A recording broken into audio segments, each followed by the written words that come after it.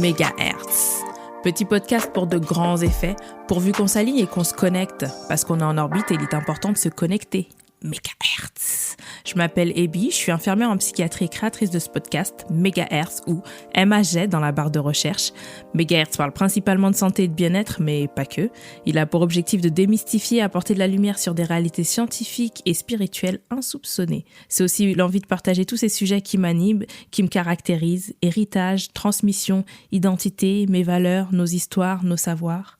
Je te laisse à souhait commenter cet épisode, liker, partager sur tes réseaux, t'abonner et mettre un max d'étoiles sur iTunes pour augmenter la visibilité. Et pour la bande-son que tu entends, elle est produite par Jordan Hipbits sur Insta et le montage et habillage sonore par Les Belles Fréquences. Mais pour tout savoir, faut qu'on se connecte, faut qu'on échange. Prends le temps alors. Et bien, microphone. À vos écoutes, chers électrons libres. Mégahertz est perspective. Un compas dans l'œil et des souvenirs plein la tête. L'enfant malgache a bien grandi et exerce en France. De métier architecte et amoureux de l'esthétisme. La créativité, au centre de sa vie, le canalise et l'apaise. Invitation au voyage quand le beau délivre un flot d'émotions inattendues. Aujourd'hui, j'accueille Soavine à mon micro et je te laisse le plaisir de te présenter. Je m'appelle donc Soavina, je suis d'origine malgache. J'ai grandi à Madagascar. Je suis venu à Paris pour faire mes études d'architecture. Donc, ce qui arrive à répondre à la question « Que fais-tu dans la vie ?» Donc, je suis architecte. Ok. Architecte, de ce que je connais, c'est qu'il y a plusieurs types d'architectes, non? Ou je raconte n'importe quoi? Alors, il y a architecte d'intérieur et architecte du bâtiment, enfin, pour le commun des mortels. Donc, je suis DPLG, c'est-à-dire je conçois des immeubles, des bâtiments. Ok, j'ai envie de rajouter très méchamment, c'est ceux qu'on n'aime pas. C'est ça à cause de qui les choses sont montées à l'envers à l'intérieur des maisons. Ou ça n'a rien à voir? Oui. Non, c'était oui, juste... si tu veux, mais oui, c'est nous qui concevons, en gros, comment tu vas vivre dans ta maison. D'accord, ok, c'est juste un pic. Oui, il arrive aussi qu'on fasse de belles choses. Ah oui, bien sûr. Les logements actuels sont de plus en plus pratiques, comme la double vitrage, tout ça. Là. Les toilettes à l'intérieur des maisons, par exemple, c'est un architecte qui a eu la bonne idée de le faire. Il y a pas si longtemps que ça. Hein. Là, tu te défends parce que c'est quand même un concept assez révolutionnaire. Et si tu ne l'avais pas dit. Exactement. Les douches, tout ça, c'est des idées d'architecte. C'est Le Corbusier. Un peu d'histoire. Le Corbusier qui est un architecte, donc il est d'origine suisse, naturalisé français, je crois. Il a révolutionné notre mode de vie parce qu'il a rajouté pour les ouvriers, c'était pour les ouvriers à la base, il a mis les sanitaires dans les maisons. C'était dans les années 30, ça. D'accord. Petite question. C'était même pas pour les gens qui vivaient chez eux, c'était plus vraiment pour les ouvriers? Oui, c'était pour, comment il appelait ça? Non, c'est l'outil à habiter. Il a appelé ça. L'outil à habiter. Donc, tu avais une cellule où tu pouvais tout faire. Mais le principe des chambres, tout ça, là, c'est pas très vieux non plus, hein. Avant, on avait une pièce et tout le monde faisait tout dedans. Si tu veux, comment il s'appelle? Le roi Louis XVI, il faisait caca derrière les colonnes, hein, au Louvre. Oui, ça me rappelle quelques cours d'histoire et oui, c'est pas voilà. Très glamour. Ok. Si le Louvre a été fait par des très jolis et fait par un architecte aussi, écoute, on a fait aussi des choses qui sont pas mal. Bon, après, Le Corbusier, il est critiquable aussi, hein, il a fait des choses pas terribles. Ok. Donc, si tu es architecte, tu me parles de Le Corbusier, il y a quand même une notion de design, Exactement, oui. De proportion. C'est exactement ça. L'architecture, c'est de l'esthétique. Donc, tout ce qui est, en gros, pour moi, l'esthétique, c'est une histoire de proportion. Ok. Donc, une histoire de proportion. Je pense que c'est quelque chose, être architecte, c'est quelque chose qui est assez prenant dans ta vie. Enfin, ton œil, en tout cas, le compact que tu as dans l'œil, il doit quand même déboucher sur 2-3 choses. Alors, pourquoi l'architecture? Si c'est ça ta question. Voilà. Ok. Donc, est-ce que je me souvienne? En troisième, on avait dessin technique à Madagascar. C'était vraiment quelque chose sur la précision. Tu dessinais des vis, des tables, tout ça avec les cotations, les trucs, dessin technique. Quoi. Et j'ai adoré ça. J'ai dit, je veux faire architecte grâce à ou à cause de cet amour du dessin. Et pour le coup, j'arrivais bien à maîtriser le dessin technique avec je sais pas, peut-être ça n'existe plus maintenant, mais le lettrage. Tu avais des traces-lettres, voilà, ça s'appelle des traces-lettres. Donc, si tu dessinais avec, et moi je faisais 100, j'arrivais à dessiner les lettres quasi parfaitement aussi. Donc c'est là d'où vient on va dire, moi je dis toujours ma vocation pour l'architecture. Parce qu'il y a autre chose aussi, c'est que justement on parlait de façon de mode de vie des gens. Moi je voulais aussi intervenir, ça c'est le rêve d'enfant, hein, intervenir dans l'amélioration de la vie des Malgaches. Parce qu'on n'avait pas de route, on n'avait pas les maisons n'étaient pas très bien construites, enfin, le cliché du tiers-monde, tu vois. Je vois très bien le cliché. Enfin, je crois que tout le monde voit, en fait.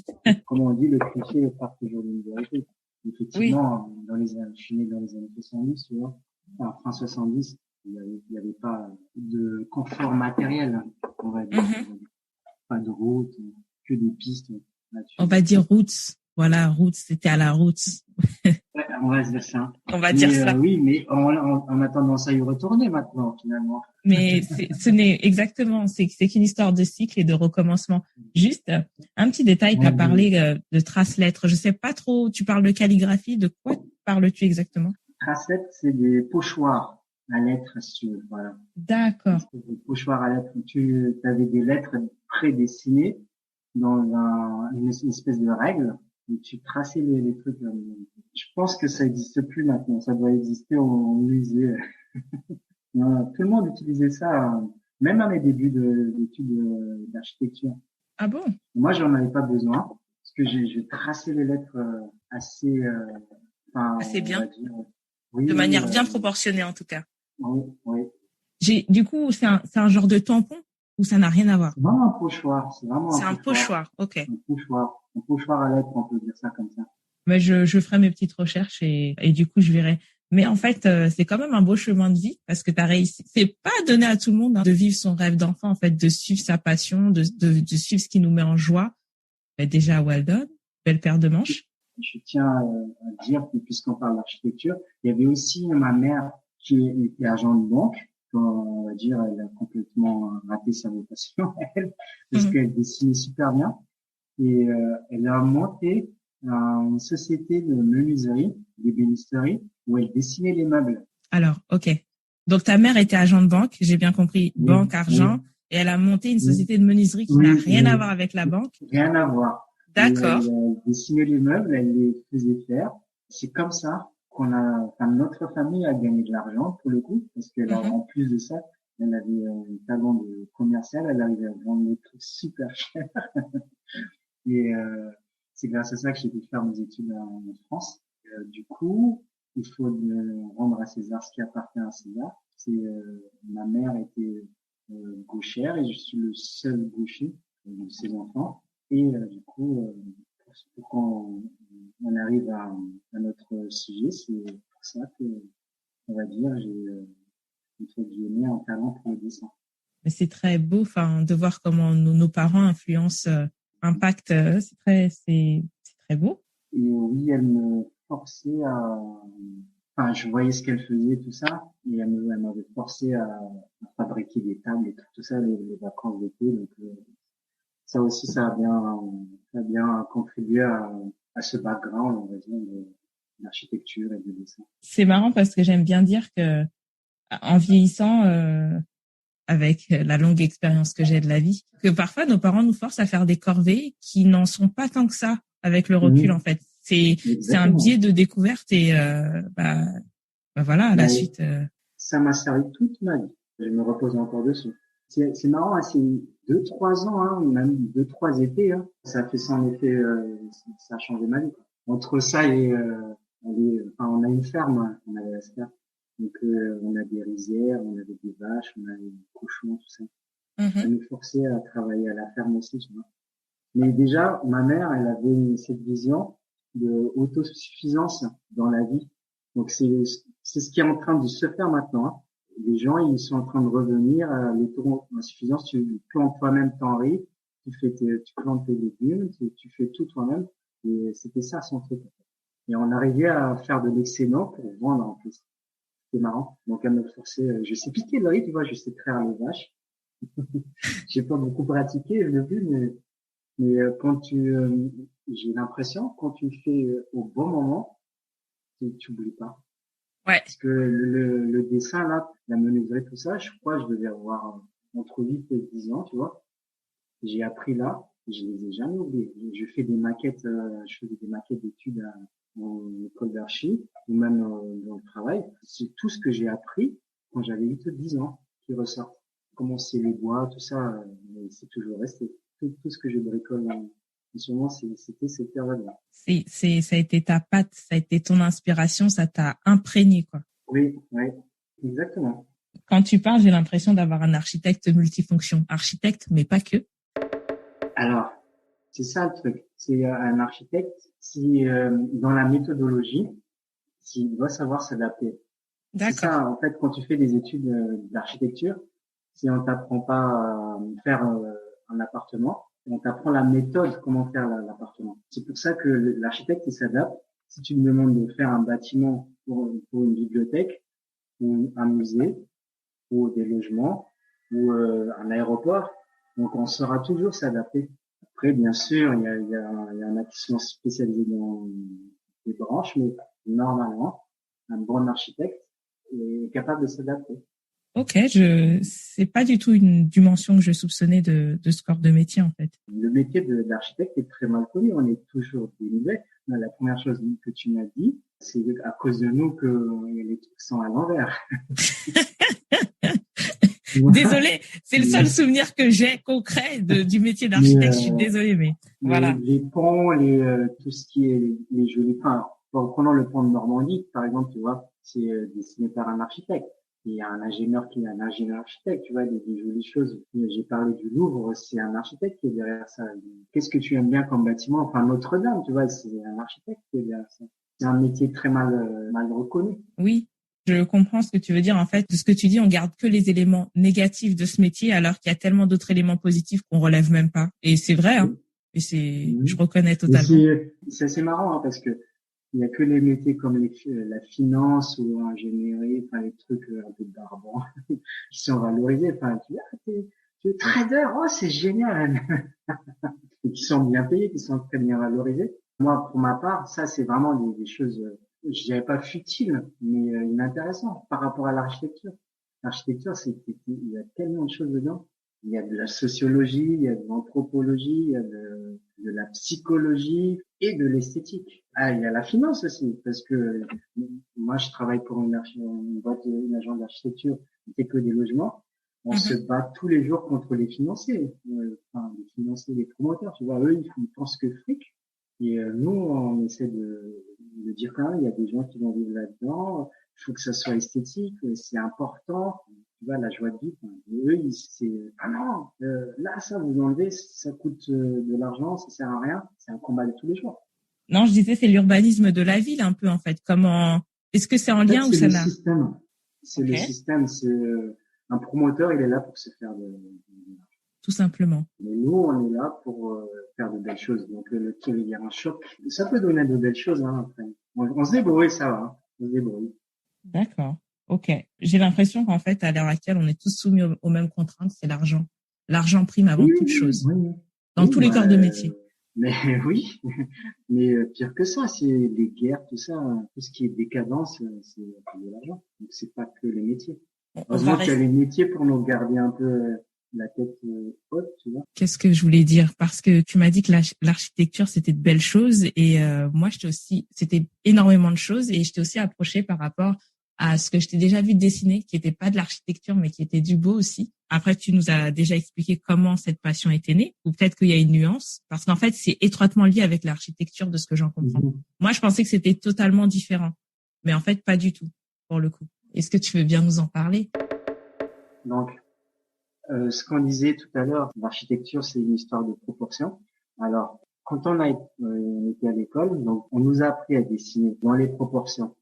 Et c'est là où j'ai commencé à apprendre le dessin dans le côté académicien. Je dessine donc depuis tout petit. J'ai commencé à apprendre le dessin académique pendant mes études d'architecture. Donc, on apprend à gérer la proportion en faisant du modèle vivant. Donc, j'ai appris ça aux Beaux-Arts de Paris. J'ai arrêté de dessiner il y a 20 ans exactement, à la fin de mes études. Comme, on va dire, je suis nature flemmarde. Tant que j'étais pas obligé de dessiner, je le faisais plus. J'ai recommencé à redessiner l'été 2020, on va dire. Un peu, c'était un signe. Suite à une rupture. Tout l'art pour moi, c'est vraiment quelque chose qui se rapproche avec ton cœur. En fait, un besoin d'expression. J'étais en vacances dans le sud et je venais, on a rompu et je rentrais dans le train. Je vais raconter l'histoire. Dans le TGV, j'avais les larmes aux yeux. J'étais triste, donc. Et il y a une petite fille qui était à côté de moi, une dizaine d'années. Elle a dessiné des personnages de Walt Disney, tout ça. Et j'ai regardé, je me suis dit, ah, c'est marrant. Elle m'a dit, vous voulez faire? Et j'ai dit, ah tiens, ok, je peux essayer. Donc j'ai fait un petit dessin de paysage, je l'ai dessiné. Elle a dit, mais vous dessinez super bien, monsieur. Alors que moi, elle a dessiné parfaitement bien les personnages de Disney. Elle m'a dit, mais c'est super beau ce que vous faites. Hein. Et elle a commencé à me dire ça. Et ça a fait un déclic, tu vois. Mais c'est vrai, en fait, je sais dessiner. Et depuis ce jour-là, j'ai dessiné tous les jours. C'est pas vrai, tous les jours. Tous les jours. Comme un rituel. Tu te lèves, tu te débarbouilles, tu te brosses les dents et tu dessines. Non, pas tout à fait ça. C'était les vacances, donc je me levais. Pendant l'heure de déjeuner au bureau, j'avais 40 minutes. Je mangeais en 20 minutes et 40 minutes, je me forçais à dessiner. Et j'avais besoin d'exprimer quelque chose à chaque fois. À mon avis, c'était cette peine que j'avais qui devait sortir du dessin. Et après, c'est passé. Et c'était un rituel. Et de plus en plus, je commençais à avoir, c'était une petite robe de dessiner et je suis revenu au modèle vivant. D'accord. Et qui m'a encore sorti d'un truc où le modèle vivant, ce que j'ai appris, c'était vraiment, il fallait que tu respectes les proportions. C'est ce qu'il fallait faire pendant que tu faisais. C'est super dur, hein. C'est quand tu dessines en live, parce que le corps humain, il y a aucun trait en fait. Comment ça? Je comprends pas. Des courbes. C'est D'accord. que des courbes. Dessiner des courbes, c'est ce qu'il y a de plus dur. Donc transcrire la lumière. En fait, c'est ça. Il y a une partie aussi, j'ai oublié d'en parler tout à l'heure. L'architecture, c'est la lumière et l'ombre, les ombres aussi. Et tu retrouves ça dans la photo et le dessin. C'est ce que tu dessines, en fait, n'existe pas. C'est l'ombre et la lumière, toujours. C'est le trait, c'est là où tu penses que l'ombre rencontre la lumière, tu vois. Ok. Quand tu fais du modèle vivant, c'est sur un corps nu. Il n'y a aucune ligne sur un corps humain. Là, franchement, j'apprécie parce que tu parles vraiment comme le dessinateur. J'avais jamais eu cette vision, en fait, du corps humain, cette notion de courbe. Oui, mais bon, ça, c'est ce que les profs m'ont appris. Ok. Donc, la photo ou l'architecture, dans l'architecture, là, du coup, tu peux le dessiner, cette ligne, tu peux le matérialiser, la ligne, sur l'architecture. Avec les fenêtres, tout ça, tu peux dessiner les lumières. Donc, c'est ça aussi qui est intéressant. Donc, revenons au dessin. Donc, j'ai encore passé à une étape. Je participe à des dessins en groupe qui s'appelle modèle vivant.e, un groupe, on dessine, c'est un groupe d'artistes. Il faudrait que je regarde un peu mieux ce que c'est. Il y a que des gens qui posent, des mannequins, en fait. Non? Alors, c'est plus compliqué que ça. Ah, ok. C'est des transgenres, on va dire. Ok. C'est des gens qui, il y a que des homos, des trans, des trucs, tout ça. C'est encore super intéressant, ça aussi, mais ça, à mon avis, on peut faire un autre sujet sur ça. Ok. Je suis tombé dessus un peu par hasard, sur Instagram. Et, en fait, c'est des gens qui respectent rien. Tu vois, j'ai compris. Ça y est, j'ai compris. Oui, tu vois ce que je veux dire, ouais, j'ai compris. Ils cassent les codes. Oui, qui ne respectent rien, qui sont pas dans la norme, dans le dictat, ok. Voilà, c'est ça, c'est pour ça, c'est important qu'on dise que c'est des transgenres. les homosexuels, tout ça, mais c'est des artistes aussi. Donc ça, ensemble, ça détonne quoi. Tu dis où est-ce que je suis quoi. Et ils m'ont, il y a des gens qui dans ce groupe-là qui n'ont jamais dessiné, qui ont une autre, qui viennent de l'écriture, ils dessinent. Et quand t'as fait une formation académique, tu te dis oula, c'est quoi ce truc? Mais ça m'a touché, tu vois. Je me dis mais c'est ça en fait. Et du coup, ça a complètement changé encore ma vision du dessin. Je suis en train de le dématérialiser, je respecte plus rien. Enfin, j'essaie de faire comme eux, j'arrive pas encore. Hein. C'est une autre approche de ce que tu dis. Tu parlais tout à l'heure de la beauté. L'art, c'est quelque chose que tu ne peux pas saisir. En gros, la beauté, tout ça, c'est quelque chose d'inexplicable. C'était Soavigne, l'architecte qui commence à glisser subtilement vers sa passion principale, le dessin. Pour connaître la suite de sa créativité, rendez-vous dans 2 semaines.